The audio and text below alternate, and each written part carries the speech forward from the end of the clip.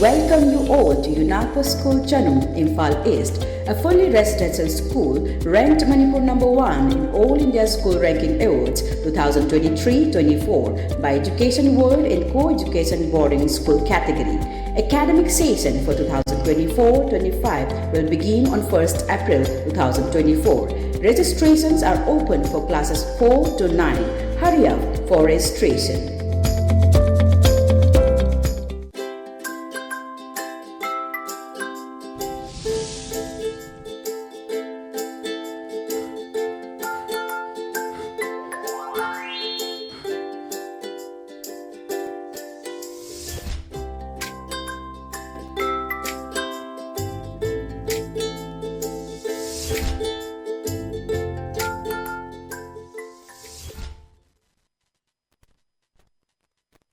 From the good afternoon, ELITETV ki test of cartoon ki mahau ming tabiri su havataramu. Seri baru dengan sin fala funga pau se sing ki cartoon sing da cartoonist na kari haning liba kari photong liba kari wakal khalang liba habdo miyam thamsage. Am dalo khasage Shanghai Express ki onthok pani da sita. Onthok pani da hariba cartoon su jing view yam phasaba cartoon ne koi ki country ahum ki President Prime Minister ngakta lairi se khoi matai thang da musina Modi manba mayai ki sina khoi Kim Jong Korea gi aduga matai thang munja Jinping China gi adeda kasai gi Kim Jong sina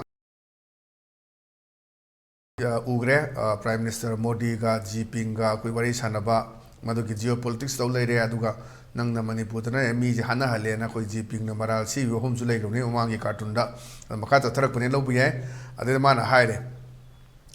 North Korea sina the Koi Anina geopolitics town of the Manipur Praja sing Yamna Ware and having Adeda Chainagi, Sina Jeeping Nukumapuni. A flower sanu Sanga Susa, the Nangna, Octopus Sava, and one of Kana Horokanu, and Muknebagi Yamna Kuki, country home Zigi and Pazaba, geopolitics ski, Adumba, Pibum Duma Hariba, Cartoon City Tamakpani, Modi Man Balade, Jeeping Manum Lade, Kim Jong Man Balade, when a man by Yodo, and I think it's Chen Basuava. On the size of the home the Kanaba to the other Nancy Modiga, Jeeping Man, Basiga, and I give to Kim Jong Na. The man in a geopolitics owning it as it can Pazare, Manipur, and possessing Wari having a day to come up with Jipina. Of house I know Sang Azada Vananga, October Sava, and one the Kanaba Horokanonium, nothing to knowing about the Gazileba, Manipur situations the Kari Oidige, Mapangi Sapuga lady, Kamai lady. Tatara Pazil of Fawsi was the Vogdolotion Mungam Drivasi, very Maram, you know, have a see Atoba, Wangam Suhangba, Yam Fazaba, cartoon Namani, and Atam Zage. But on the lake Nakwe, Sanale Baki, Loire Dana Havduni. Loire Dana is the Quay, Mandri Mandonsela, Lomi Mams and Hadati, Am Tadaraga Pose me am put up with the Mandri Mandonsina, Lomi sing the put homes with some Haraude, Haraukan Man Hide. Mareda, Lomi me am not Honabiduna. Potok di marang kaire and a high with the neighbor. Say Mantrishina at the low meetings in the idea. Nungai view, I could the Mamal Hare Yolena. Nungai view, man, potok me am the dog with the postage on pum later than a hard when you will lay to necessity to want on the product me ama nansu near could be full taba me ama, yon pum later not but like a chakaraga manga me ama. Never to the Manipur situation, economy, the town as I think people, Samuel on the town as I think people more. To one but Hamasa Tozaba, entrepreneur Samsa Tozaba, Mamsi has a low downfall, little Risimayama, but Yam the Waba, Punchi Ming, the Hing, but to near the state, Lomi Mam, the product to air and a Harauzaba. Mantri Mandol, the Amato Lomis and the John from later, Awaba, but to the sorry, information of my people may say them up. Cartoon ni hadan thamjage mathang dala risina khoi pongna phamgi balu he hauduni balu h da hadu leriba situation si depict tawna bo honna badi ada kai doge ra asagi imung de leiba motai manaw ne agwai ni pisina khoi gi dharna phamba wakane phamba chakadoi ba amachina khoi meeting yaw chakadoi ni adu gi sin duni adeda nupa sina haire nangna wakat ifamda aina meeting da chale soidre chara henba Nazani Pido, Karatuna Kovana, and a yum said the Amta later Vani, and Mazan Misium Panki boy behind the Tagatabo Chachibo, Shadna, Mamma, Sonakanda, Wakani Popum, Darna Pamachatore, Sonakana Mapana, meeting out with Chatore, and a Sayang Tongana Tongani, and Nazani Pido Ko, and a Mayum Panki boy behind the Tagana, Tabok Toki, we be a Ko, Haragadi, ꯑꯗꯨꯕꯨ ꯄꯣꯠꯇꯨꯅꯤ ꯑꯗꯨꯅ ꯁꯤꯆꯨꯋꯦꯁꯟꯁꯦ ꯁꯨꯃꯥꯏꯅ ꯂꯩꯇꯤꯅꯤ ꯑꯗꯨꯅ ꯙꯔꯅꯥꯁꯨ ꯐꯝꯗꯕ ꯌꯥꯗꯕ ꯃꯤꯇꯤꯡꯁꯨ ꯌꯥꯎꯗꯕ ꯌꯥꯗꯕ ꯑꯗꯣ ꯏꯃꯨꯡ ꯑꯃꯒꯤ ꯂꯩꯔꯤꯕ ꯐꯤꯕꯝ ꯁ꯭ꯋꯥꯏꯗ ꯆꯥꯛ ꯏꯁꯤꯡꯁꯨ ꯆꯥꯗꯕ ꯌꯥꯗꯕ ꯑꯗꯨꯒꯤ ꯐꯤꯕꯝꯗꯨ ꯎꯠꯄ ꯁꯤꯁꯨ ꯐꯖꯕ ꯀꯥꯔꯇꯨꯟꯅꯤꯅ ꯊꯝꯖꯒꯦ ꯃꯊꯪꯗ ꯂꯩꯔꯤꯁꯤꯅ ꯑꯩꯈꯣꯏ ꯍꯨꯏꯂꯥꯟ ꯄꯥꯎꯒꯤ ꯑꯁ ꯂꯣꯏꯔꯦ ꯍꯥꯏꯕꯗꯨꯅꯤ ꯑꯗꯨꯗ ꯑꯩꯈꯣꯏꯒꯤ ꯃꯟꯇ꯭ꯔꯤ ꯑꯅꯤ ꯂꯥꯎꯅꯕꯒꯤ ꯁꯤꯟꯅꯤ ꯌꯥꯝ ꯐꯖꯕ ꯑꯗ ꯃꯟꯇ꯭ꯔꯤ ꯑꯅꯤꯁꯤ ꯀꯔꯝꯕꯅ ꯑꯃꯅ ꯏꯁꯤꯡ ꯃꯟꯇ꯭ꯔꯤꯅꯤ ꯑꯃꯅ ꯃꯩ ꯃꯟꯇ꯭ꯔꯤꯅꯤ ꯑꯗꯨꯗ ꯏꯁꯤꯡ ꯃꯟꯇ꯭ꯔꯤꯁꯤꯅ ꯍꯥꯏꯔꯦ ꯃꯩ ꯌꯥꯗ꯭ꯔꯦ ꯃꯩ ꯃꯤꯅꯤꯁꯇꯔꯖꯤ ꯑꯅ ꯍꯥꯏꯕ ꯑꯗꯨꯅ ꯑꯃꯨꯛ ꯃꯩꯒꯤ ꯃꯤꯅꯤꯁꯇꯔꯁꯤꯅ ꯑꯃꯨꯛ ꯍꯥꯏꯔꯛꯄꯅꯤ ꯏꯁꯤꯡ ꯌꯥꯗ꯭ꯔꯦ ꯏꯁꯤꯡꯒꯤ ꯃꯤꯅꯤꯁꯇꯔꯖꯤꯅ ꯑꯗꯨꯅ ꯃꯩꯒ ꯏꯁꯤꯡꯒ ꯑꯅꯤꯒꯤ ꯃꯤꯅꯤꯁꯇꯔ ꯑꯅꯤꯁꯤ ꯍꯣꯠꯅꯕꯗꯨꯅꯤ ꯑꯗꯨꯅ ꯏꯁꯤꯡꯒꯤ ꯑꯋꯥꯕ ꯇꯣꯇꯤ ꯇꯥꯔꯛꯇꯕ ꯅꯨꯃꯤꯠ 10ꯅꯤ ꯁꯨꯕ ꯃꯌꯥꯝ ꯑꯃ ꯌꯥꯎꯅꯔꯦ ꯑꯗꯒꯤ ꯃꯩꯁꯤ ꯆꯥꯡ ꯅꯥꯏꯅ ꯂꯥꯛꯇꯕ ꯖꯒꯥ ꯖꯒꯥꯗ ꯌꯥꯎꯅꯔꯦ ꯃꯗꯨꯒꯤ ꯐꯤꯕꯝꯗꯨ ꯂꯩꯀꯥꯟꯁꯤꯗ ꯑꯩꯈꯣꯏ ꯃꯟꯇ꯭ꯔꯤ ꯑꯅꯤꯁꯦ ꯂꯥꯎꯅꯕꯒꯤ ꯁꯤꯟꯅꯤ ꯁꯤꯁꯦ ꯑꯗꯨꯅ ꯉꯁꯥꯏꯒꯤ ꯏꯁꯤꯡ ꯃꯟꯇ꯭ꯔꯤꯁꯤꯅ ꯃꯩ ꯃꯟꯇ꯭ꯔꯤꯗ ꯍꯥꯏꯕꯅꯤ ꯃꯩ ꯌꯥꯗ꯭ꯔꯦ ꯃꯩ ꯃꯤꯅꯤꯁꯇꯔꯖꯤ ꯑꯅ ꯍꯥꯏꯕꯅꯤ ꯑꯗ ꯑꯃꯨꯛ ꯃꯩ ꯃꯤꯅꯤꯁꯇꯔꯁꯤꯅ ꯏꯁꯤꯡꯒꯤ ꯃꯤꯅꯤꯁꯇꯔꯗ ꯏꯁꯤꯡ ꯌꯥꯗ꯭ꯔꯦ ꯏꯁꯤꯡ ꯃꯤꯅꯤꯁꯇꯔꯖꯤꯅ ꯌꯥꯝ ꯐꯖꯕ ꯑꯅꯤ ꯃꯨꯟꯅ ꯑꯩꯈꯣꯏꯒꯤ ꯍꯨꯟꯅꯕ ꯍꯥꯏꯕ ꯇꯥꯏ ꯑꯗꯨꯒꯤ ꯋꯥꯍꯟꯊꯣꯛ ꯂꯩꯕ ꯀꯥꯔꯇꯨꯟꯅꯦꯅ ꯊꯝꯖꯒꯦ ꯃꯊꯪꯗ ꯂꯩꯔꯤꯁꯤꯅ ꯑꯩꯈꯣꯏ ꯏꯆꯦꯜ ꯑꯦꯛꯁꯄ꯭ꯔꯦꯁꯀꯤ ꯅꯩꯔꯦ ꯍꯥꯏꯕꯗꯨꯅꯤ ꯅꯩꯔꯦꯁꯤꯗ ꯗꯨꯀꯥꯟꯁꯤꯗ ꯑꯩꯈꯣꯏ ꯐꯝꯃꯒ ꯑꯩꯈꯣꯏꯒꯤ ꯑꯆꯥꯄꯣꯠ ꯑꯃ ꯅꯠꯇ꯭ꯔꯒ ꯀ꯭ꯋꯥ ꯆꯥꯅ ꯋꯥꯔꯤ ꯁꯥꯟꯅꯕꯅꯤ ꯑꯗꯨꯗ ꯃꯔꯨꯞ ꯑꯅꯤꯈꯛ ꯑꯗꯣ ꯃꯔꯨꯞ ꯑꯃꯅ ꯍꯥꯏꯔꯦ ꯀꯔꯤ ꯍꯥꯏ ꯀꯥꯟꯗ ꯃꯅꯤꯄꯨꯔ ꯁꯤꯒꯨꯝꯕ ꯂꯩꯉꯥꯛꯁꯤꯗꯤ ꯑꯩꯈꯣꯏꯅ ꯑꯣꯏꯔꯁꯨ ꯉꯝꯗꯧ ꯃꯥꯜꯂꯤ ꯑꯩꯈꯣꯏꯅ ꯉꯥꯛꯁꯨ ꯉꯝꯗꯧ ꯃꯥꯜꯂꯤ ꯁꯤꯅꯦꯕ ꯑꯗꯨꯗ ꯑꯃꯗꯤ ꯀꯨꯝꯃꯦ ꯔꯨꯜ ꯑꯣꯐ ꯂꯣ ꯂꯩꯇ꯭ꯔꯕ ꯂꯩꯕꯥꯛꯁꯤꯗ ꯀꯨꯏꯅꯒ ꯍꯤꯡꯅꯤꯡꯗ꯭ꯔꯦꯗ ꯇꯧꯔꯤꯁꯦꯅ ꯑꯗꯨꯅ ꯍꯧꯖꯤꯛ ꯃꯅꯤꯄꯨꯔꯒꯤ ꯐꯤꯕꯝꯁꯤ ꯀꯔꯝꯕ ꯐꯤꯕꯝꯗ ꯂꯩꯔꯤꯒꯦ ꯁꯤ ꯃꯌꯥꯝ ꯈꯪꯗꯅ ꯋꯥꯐꯝꯅꯤ ꯍꯦꯟꯅ ꯄꯜꯂꯨꯗ꯭ꯔꯒꯁꯨ ꯉꯔꯥꯡ ꯅꯨꯃꯤꯗꯥꯡ ꯊꯣꯛꯏꯕ ꯇꯣꯉꯥꯟ ꯇꯣꯉꯥꯟꯕ ꯊꯧꯗꯣꯛꯁꯤꯡ ꯅꯨꯡꯉꯥꯏꯇꯕ ꯄꯥꯎ ꯉꯥꯛꯇꯅꯤ ꯍꯧꯖꯤꯛ ꯈꯨꯠꯇ ꯈꯨꯠꯁꯨ ꯈꯨꯠꯂꯥꯏ ꯄꯥꯏꯔꯒ ꯆꯠꯂꯤꯕ ꯃꯌꯥꯝ ꯇꯧꯅꯤꯡꯕ ꯇꯧꯔꯤꯕ ꯑꯗꯒꯤ ꯒꯥꯔꯤ ꯂꯥꯛꯈ꯭ꯔꯦ ꯃꯨꯟꯈ꯭ꯔꯦ ꯑꯗꯒꯤ ꯇꯧꯔꯤꯕ ꯃꯌꯥꯝꯁꯤ ꯃꯅꯤꯄꯨꯔꯁꯤ ꯀꯔꯝꯕ ꯐꯤꯕꯝꯗ ꯂꯩꯔꯤꯒꯦ ꯁꯤ ꯃꯌꯥꯝ ꯎꯅꯔꯕ ꯋꯥꯐꯝꯅꯤ ꯑꯩꯈꯣꯏꯅ ꯍꯦꯟꯅ ꯏꯂꯥꯕꯔꯦꯠ ꯇꯧꯗ꯭ꯔꯒꯁꯨ ꯀꯔꯤ ꯐꯤꯕꯝꯅꯣ ꯍꯥꯏꯕꯅꯤ ꯂꯥꯟ ꯊꯥ 10 ꯁꯨꯖꯜꯂꯛꯀꯗꯧꯔꯕꯅꯤ ꯇꯧꯔꯤꯕ ꯐꯤꯕꯝꯁꯤ ꯂꯩꯔꯤꯕ ꯐꯤꯕꯝꯁꯤ ꯀꯔꯤꯅꯣ ꯍꯥꯏꯕꯁꯤ ꯍꯥꯏꯐꯝ ꯈꯪꯗꯕ ꯇꯧꯐꯝ ꯈꯪꯗꯕ ꯑꯗꯨꯒꯨꯝꯕ ꯁꯤꯆꯨꯋꯦꯁꯟ ꯑꯃꯗ ꯂꯩꯕ ꯐꯤꯕꯝꯗꯨꯅꯤ ꯑꯗꯨꯅꯤ ꯁꯤ ꯂꯩꯉꯥꯛꯁꯤꯗꯤ ꯑꯩꯕꯨ ꯉꯥꯛ ꯉꯝꯃꯅꯤ ꯍꯥꯏꯕ ꯑꯃꯁꯤꯅ ꯑꯗꯨꯗ ꯑꯃꯅꯁꯤꯅ ꯔꯨꯜ ꯑꯣꯐ ꯂꯣ ꯂꯩꯇ꯭ꯔꯕ ꯂꯩꯉꯥꯛꯁꯤꯗ ꯀꯨꯏꯅꯒ ꯍꯤꯡꯅꯤꯡꯗ꯭ꯔꯦꯗ ꯇꯧꯔꯤꯁꯦꯅ ꯃꯥꯗꯤ ꯂꯩꯅꯤꯡꯉꯛꯇꯕꯒꯤ ꯑꯗꯨꯝꯕ ꯋꯥꯔꯛꯄ ꯑꯗꯨꯒꯤ ꯁꯤꯟꯗꯨꯅꯤ ꯁꯤ ꯌꯥꯝ ꯐꯖꯕ ꯃꯦꯁꯦꯖ ꯑꯃ ꯄꯤꯕ ꯀꯥꯔꯇꯨꯟꯅꯦꯅ ꯊꯝꯖꯒꯦ ꯃꯊꯪꯗ ꯂꯩꯔꯤꯁꯤꯅ ꯑꯩꯈꯣꯏ ꯅꯥꯔꯣꯟ ꯊꯧꯗꯥꯡꯒꯤ ꯍꯋꯥꯗꯣ ꯂꯩꯔꯥꯡꯗꯣ ꯍꯥꯏꯗꯨꯅꯤ ꯍꯋꯥꯗꯣ ꯂꯩꯔꯥꯡꯗꯣꯁꯤꯗ ꯑꯩꯈꯣꯏ ꯃꯔꯨꯞ ꯑꯅꯤ ꯋꯥꯔꯤ ꯁꯥꯟꯅꯕꯅꯦ ꯋꯥꯀꯤꯡꯒ ꯆꯠꯂꯨꯔꯒ ꯉꯥꯏꯍꯥꯛ ꯐꯝꯃꯒ ꯑꯗ ꯃꯔꯨꯞꯁꯤꯅ ꯀꯩ ꯍꯥꯏꯒꯦꯗ ꯐꯦꯁꯕꯨꯛꯀꯤ ꯀꯥꯟꯅꯕ ꯍꯥꯏꯕꯨ ꯂꯥꯏꯔꯈ꯭ꯔꯕ ꯑꯃꯅ ꯃꯟꯇ꯭ꯔꯤ ꯆꯩꯔꯨꯕꯗ ꯖꯦꯜ ꯌꯧꯈ꯭ꯔꯦ ꯆꯔꯥ ꯍꯦꯟꯗ꯭ꯔꯦꯅ ꯑꯗꯨꯅꯦ ꯑꯩꯈꯣꯏ ꯃꯃꯥꯡꯗꯗꯤ ꯑꯩꯈꯣꯏ ꯑꯗꯨꯝ ꯊꯦꯡꯅꯕꯗꯨꯅꯤ ꯑꯩꯈꯣꯏ ꯑꯦꯅꯤ ꯐꯦꯁꯕꯨꯛꯇ ꯀꯔꯤꯒꯨꯝꯕ ꯆꯩꯕ ꯉꯥꯡꯕ ꯇꯧꯔꯨꯕꯁꯤ ꯄꯨꯂꯤꯁ ꯇꯧꯔꯒ ꯐꯥꯗꯅ ꯈꯣꯠꯇꯅ ꯑꯗꯩ ꯁꯦꯡꯗꯣꯛꯍꯟꯗꯅ ꯍꯧꯖꯤꯛꯇꯤ ꯂꯣꯏꯔꯦ ꯐꯦꯁꯕꯨꯛꯁꯤꯗ ꯇꯣꯉꯥꯟꯕ ꯐꯨꯔꯨꯞ ꯑꯣꯏꯒꯨ ꯉꯥꯡꯅꯤꯡꯕ ꯉꯥꯡꯉꯦ ꯃꯤꯅꯤꯁꯇꯔꯒꯤ ꯆꯤꯞ ꯃꯤꯅꯤꯁꯇꯔꯒꯤ ꯃꯊꯛꯇ ꯆꯩꯔꯦ ꯇꯧꯔꯦ ꯃꯌꯥꯝ ꯑꯃ ꯍꯣꯏ ꯑꯗꯨꯕꯨꯗꯤ ꯐꯥꯕꯗꯤ ꯈꯔ ꯍꯟꯕ ꯃꯥꯜꯂꯤ ꯑꯗꯨꯅ ꯍꯧꯖꯤꯛ ꯐꯥꯔꯨꯔꯒꯗꯤ ꯖꯦꯜꯗ ꯊꯝꯃꯒ ꯖꯦꯜꯗꯗꯤ ꯑꯗꯨꯝ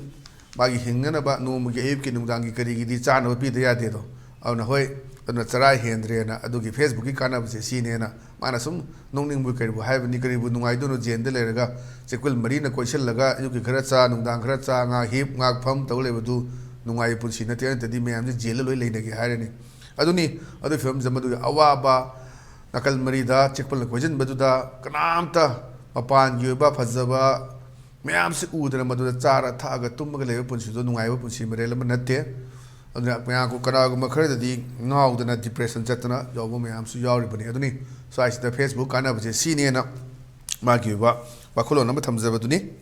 ꯃꯊꯪꯗ ꯂꯩꯔꯤꯁꯤꯅ ꯑꯩꯈꯣꯏ ꯃꯅꯤꯄꯨꯔ ꯅ꯭ꯌꯨꯁꯀꯤ ꯗꯁꯥꯅꯤꯌꯦ ꯍꯥꯏꯕꯗꯨꯅꯤ ꯗꯁꯥꯅꯤꯌꯦ ꯍꯥꯏꯁꯤꯗ ꯑꯩꯈꯣꯏ ꯌꯥꯝ ꯅꯨꯡꯉꯥꯏꯕ ꯍꯧꯖꯤꯛ ꯁꯣꯁꯤꯌꯦꯜ ꯏꯁꯨꯅꯤ ꯂꯩꯔꯤꯕꯁꯤꯡꯁꯦ ꯑꯩꯈꯣꯏ ꯀꯅꯥꯒꯨꯝꯕ ꯑꯃ ꯐꯠꯇꯕ ꯊꯕꯛ ꯇꯧꯔꯝꯕꯗ ꯑꯩꯈꯣꯏ ꯁꯣꯁꯥꯏꯇꯤꯒꯤ ꯑꯣꯏꯅ ꯑꯩꯈꯣꯏ ꯀꯩꯅꯥ ꯀꯠꯄ ꯈꯣꯠꯄ ꯀꯔꯤ ꯇꯧꯕꯁꯤ ꯑꯗꯨꯝ ꯆꯠꯅꯩ ꯑꯗꯨꯝ ꯃꯀꯣꯛꯇꯒꯤ ꯑꯩꯈꯣꯏ ꯉꯜꯂꯤꯉꯩꯗ ꯑꯗꯨꯝ ꯑꯩꯈꯣꯏꯒꯤ ꯇꯧꯔꯒ ꯂꯥꯛꯑꯦ ꯑꯗꯨꯗ ꯉꯁꯥꯏ ꯀꯩꯅꯥ ꯀꯠꯂꯨꯕꯅꯤ ꯀꯩꯅꯥ ꯀꯠꯄꯁꯤꯗ ꯂꯣꯏꯔꯛꯄꯗ ꯀꯃꯥꯏꯅ ꯇꯧꯒꯦꯗ ꯏꯕꯦꯝꯃ ꯑꯩꯈꯣꯏꯅ ꯉꯁꯥꯏ ꯀꯠꯂꯤꯕ ꯅꯨꯄꯥ ꯅꯨꯄꯤꯁꯦ ꯈꯥꯏꯅꯔꯒ ꯂꯩꯕꯅꯦꯅ ꯍꯥꯏꯕ ꯉꯁꯥꯏ ꯌꯥꯝ ꯊꯋꯥꯏ ꯌꯥꯎꯔꯨꯕ ꯑꯩꯈꯣꯏꯒꯤ ꯈꯔ ꯑꯗꯨꯝ ꯌꯥꯎꯏ ꯃꯌꯥꯝ ꯊꯦꯡꯅꯔꯤ ꯃꯩꯔꯥ ꯄꯥꯏꯕꯤ ꯄꯨꯝꯅꯃꯛꯀꯤ ꯅꯠꯇꯦ ꯂꯩꯀꯥꯏꯒꯤ ꯀꯔꯤꯒꯤ ꯂꯩꯕꯗ ꯑꯗꯨꯝ ꯍꯦꯟꯅ ꯏꯁꯨꯁꯤꯡꯁꯤ ꯑꯗꯨꯝ ꯂꯣꯏꯁꯤꯟꯕ ꯑꯗꯨꯝ ꯌꯥꯎꯏ ꯌꯥꯎꯕꯗꯨꯗ ꯌꯥꯝꯅ ꯑꯗꯒꯤ ꯑꯩꯈꯣই ꯆꯠꯅꯔꯤꯕ ꯃꯣb ꯖꯁꯇꯤꯁ ꯀꯥꯏ ꯂꯩꯗꯨꯅꯤ ꯑꯩꯈꯣꯏ ꯃꯇꯝ ꯑꯃꯗ ꯅꯨꯄꯥꯗꯨꯅ ꯅꯨꯄꯤꯗꯣ ꯍꯥꯠꯇꯣꯛꯄꯤꯈ꯭ꯔꯦꯗꯅ ꯍꯦꯛꯇ ꯅꯨꯄꯤꯒꯤ ꯑꯁꯤꯕ ꯍꯛꯆꯥꯡꯗ ꯄꯨꯔꯛꯑꯒ ꯅꯨꯄꯥ ꯃꯌꯨꯝꯗꯨꯗ ꯃꯩ ꯊꯥꯗꯅ ꯇꯧꯔꯒ ꯅꯨꯄꯤꯗꯨ ꯈꯔ ꯂꯩꯔꯒ ꯆꯤꯡꯗ ꯅꯨꯄꯥ ꯑꯃꯅ ꯃꯌꯨꯝ ꯄꯥꯜꯂ ꯂꯩꯔꯝꯕꯗꯨꯅꯤ ꯑꯗꯣ ꯉꯁꯥꯏꯒꯤ ꯁꯤꯈ꯭ꯔꯤꯕ ꯃꯩ ꯊꯥꯈꯤꯕ ꯅꯨꯄꯤꯗꯨꯗꯤ ꯀꯅꯥꯅꯣꯁꯦ ꯍꯧꯖꯤꯛꯁꯤꯐꯥꯎꯗ ꯈꯪꯕ ꯉꯝꯗ꯭ꯔꯦ ꯑꯗꯣ ꯁꯤꯒꯨꯝꯕ ꯃꯌꯥꯝꯒꯤ ꯀꯩ ꯍꯥꯏꯇꯥꯔꯦ ꯃꯨꯞꯃꯦꯟ ꯑꯩꯈꯣꯏꯒꯤ ꯃꯣꯞ ꯍꯥꯏꯕ ꯇꯥꯔꯦ ꯃꯣꯞꯁꯤꯗꯅꯤ ꯍꯦꯛꯇ ꯕꯦꯔꯥ ꯀꯥꯟꯅꯕ ꯌꯥꯎꯔꯤꯁꯦ ꯑꯗꯨꯅ ꯑꯗꯨꯃꯥꯏꯅ ꯇꯧꯅ ꯃꯣꯏꯅꯗꯤ ꯍꯦꯛꯇ moide phataba that nataba thaba ama tore mena kaina kalubuduni kaina kalubuda media ha dagi khoi khainaraga leiba oira mena duni nongning bese dum phaw hai tare khainaraga leigo miyo dum moina pharaga dum kaina katkibe mongni yam phajaba sisu nongning mam phawon ba cartoon ne samjage mathang da leisna khoi people's chronicle gini people's chronicle gi saturday satire na ada nipi sina nupa sina ngauraga hanjalakpani yum sida ada nipi sina haiba kabai hai ma khwang simelega everyone is so tense about the happenings matha sadana tension kan na leiri aduga here and you aduga nanga torisina kaino haiba adan pasna yamna nungaina kumakpa ansani kabai kumakeda don't you crack on me I want to know mana na khogi hectare lakh na tanga kono or mai do like that ko don't you crack on me like that mana ngoto we always talk and discuss akhoi matam yamada khoi wari sane discuss tobe every day khoi nimi khuding tobe and every time matam khudimata karam kanda we gather and have our ships okay khoina ship thakpa matam daina ship tobani ma khogi pek pai matam dunen mai je mana noi kem tai ngonda don't you crack on like don't you crack on me like that we always talk and discuss issue every day and every time ana khoi nami khuding gi khoi discuss tobe adagi every time matam khudimna karma matam dhakana we gather and have our ships okay nongning badu ne duna khoi myam pullaga khoi khanarim ni nainarim numti gi khoina pek pai matam da ship tak matam da hai ne duna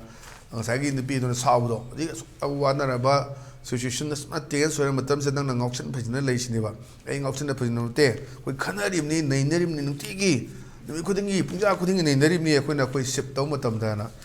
nongning ba pot ni dum haidi ma ni pi duna hairi duga mana khumai duga dum moina khana jab dum moiso dum ju ga tha ga dum taw ba ship torga haisini jinga dun mai pek tha ga ni chifam ni rasumba nongning ba dum thodok su thok tabnate na ngasi di dum ba elite tv gi test of cartoon gi mahau matang solution jere ming ta video sim bo mo kar khuram jabolina kanina betni jeri pinibis